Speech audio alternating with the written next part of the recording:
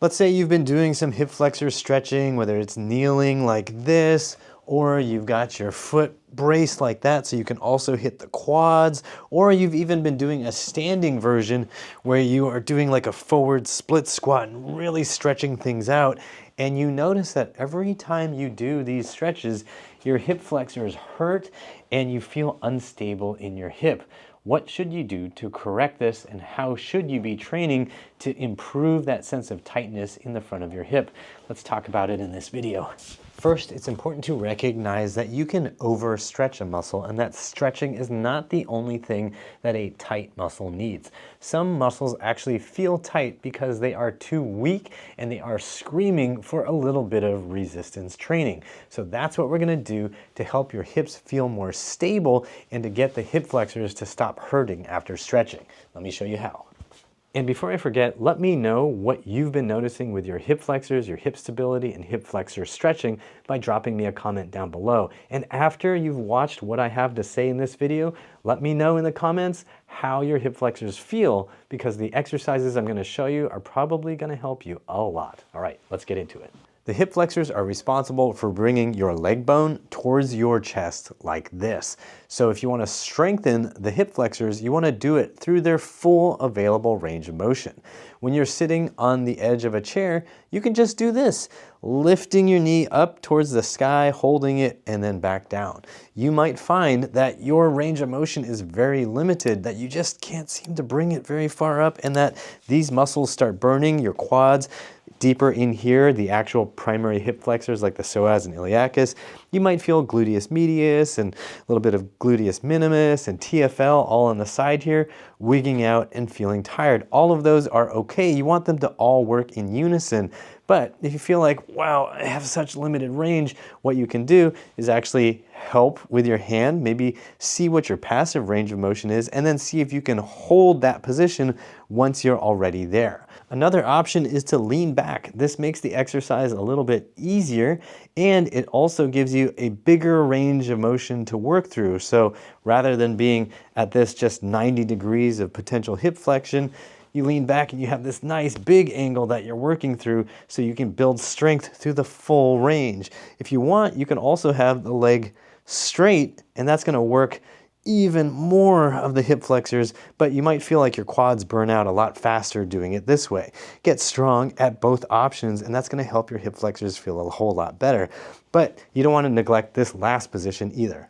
Lie fully back off the edge of a bench or a bed or a couch, and you're going to have one knee hugged towards your chest. The other leg is the one you're working on. Now you've got full hip extension, and now you're going to work on just the first portion of that range of motion. So you're focusing on building strength when the hip flexors are lengthened. So right down here, that's when they're on maximum stretch, and then we're going to use those muscles to pull the leg and the foot up. And that's forcing them to get stronger at a lengthened, long position.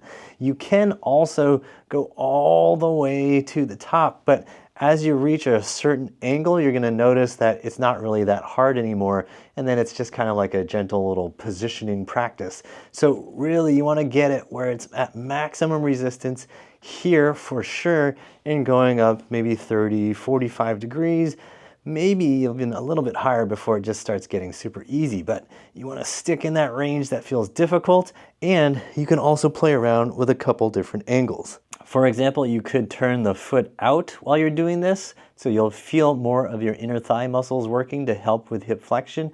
You could turn your foot in a little bit. You'll feel more of your outer hip working to help you with hip flexion. You could also have your leg abducted, meaning out to the side, or adducted, meaning towards the midline, and you're going to feel different muscles working in that configuration as well. You figure out where you're weak, and then you just build strength in those weak angles and in those weak configurations. So once you feel ready to start adding resistance so you can build even more strength, just grab some ankle weights, or you can even grab a kettlebell or a dumbbell and just put it on your thigh here, and then that provides resistance while you are lifting in the seated position. It'll also work when you're in the leaned back position, but it's not going to work so well when you're lying all the way flat back. When you're lying all the way flat back, you will need to have something either on the ankle, or if you have a thick enough one, you could wrap something around your thigh, and then you lie back and work on getting to that lengthened position and then working through that difficult range of motion that we talked about earlier. Make sure when you start with any kind of resistance that you start off light, because your leg is pretty long and that creates a lot of leverage that can make it really tough on your hip muscles, and you don't want to strain them, because straining something in your groin or in the front of your hip will make it really, really difficult to walk. When you first start with these exercises, please remember that slow is safe and fast is foolish. When you're actually doing the exercises, don't try to whip through with a lot of momentum. Go slowly and with control so you can feel where you are losing strength and control and where you need to build it. In addition, don't try to do these at maximum intensity over and over again every single day, especially when you're first starting.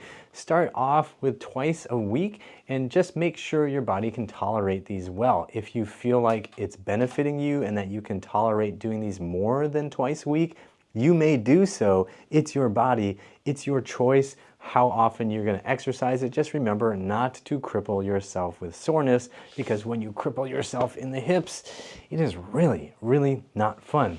When you're doing these, I recommend doing at least 2 sets on each side, and if you have a weaker side, add an extra set for that weaker side so it can build a little more strength to catch up to the stronger side.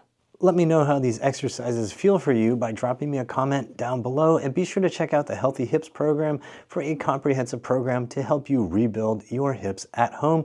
You can find it at uprighthealth.com/HH. There's a link in the description box. Also, you're gonna like these videos right here. They're gonna help you with your hips, and make sure you hit the like button, subscribe, and as always, I hope you remember that pain sucks. Life shouldn't.